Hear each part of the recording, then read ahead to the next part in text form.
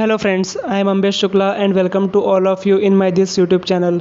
सो friend, आज मैं एक बहुत ही इंपॉर्टेंट वीडियो लेके आया हूँ रिगार्डिंग न्यू अपडेशन इन फोर व्हीलर। सो फ्रेंड्स, हम सब लोग जानते हैं कि जो हमारे फोर व्हीलर में जो एयर बैग्स होती है या जो सीट बेल्ट होती है उसका क्या इंपॉर्टेंस होता है। सड़क दुर्घटना की स्थिति में एयर बैग और सीट बेल्ट से हमें बहुत ही ज़्यादा मदद मिलती है।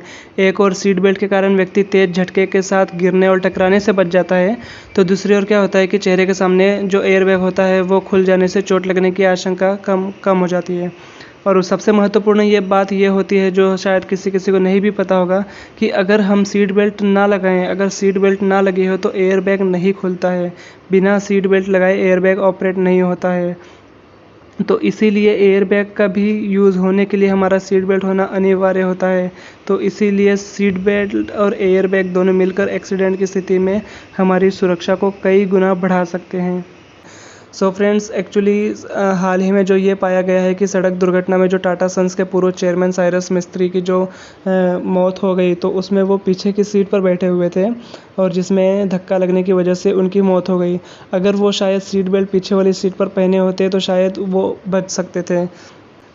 तो इसी चीज़ को लेकर केंद्रीय सड़क परिवहन मंत्री नितिन गडकरी ने कहा कि कार कंपनियों के लिए पिछली सीट पर बेल्ट नहीं लगाने की स्थिति में भी अलार्म अनिवार्य करने की तैयारी सरकार कर रही है। कार कंपनियों ने आगे की सीटों पर बेल्ट नहीं लगाने की स्थिति में अलार्म की व्यवस्था की है। तो जैसे ही बिना बेल्ट लगाए गाड़ी आगे बढ़ती है, बीप की आवाज़ आने लगती है।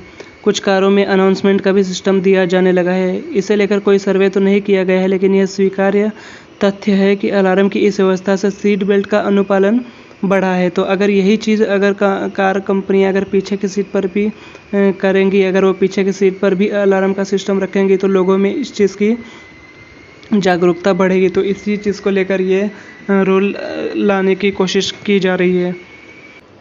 इसके साथ साथ हमारी गाड़ियों में जो अभी 4 एयर बैग होते हैं, इसके लिए अब 6 एयर बैग लगाया जाएगा, क्योंकि जो गाड़ियाँ कंपनी निर्यात करती हैं भारत के बाहर, उन गाड़ियों में 6 एयर बैग लगाए जाते हैं, जबकि भारत में बिकने वाले मॉडल में सिर्फ 4 ही एयर बैग्स होते हैं। तो क्या हमारी ज़िंदगी इतनी एक है?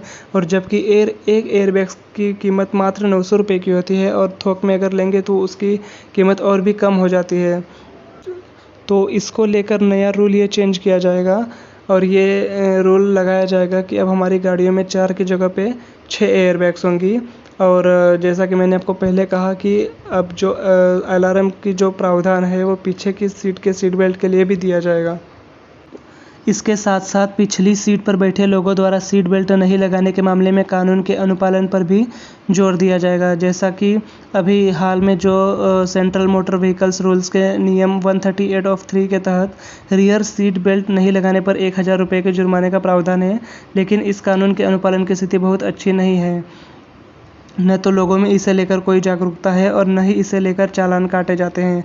लेकिन आने वाले दिनों में इस नियम के अनुपालन में सख्ती बरती जाएगी। कई बार ऐसा भी पाया गया है कि जहां पर हम सीट बेल्ट लगाते हैं वहां पे लोग एक क्लिप लगा देते हैं, जिसके कारण सीट बेल्ट जो है वो अलार्म नहीं बजाता है और वो सिस्टम बाईपास हो जाता है। सो अब सरकार ये भी करने वाली है कि जो ये क्लिप बनाती है और जो बेचती है उनको प्रतिबंधित कर दिया जाएगा। सो फ्रेंड्स, होप इस वीडियो में आपको ये समझ में आ गया होगा कि सीट बेल्ट और एयर बैग्स को लेकर सरकार क्या नए रूल्स चेंज करने जा रही है, सीट बेल्ट और एयर बैग्स का क्या इंपॉर्टेंस होता है और वो किस तरह से हमारी सुरक्षा को बढ़ा सकता है। तो इसीलिए हम होप करते हैं कि सुरक्षित गाड़ी चलाइए और स्वस्थ रहिए। Thanks for everyone.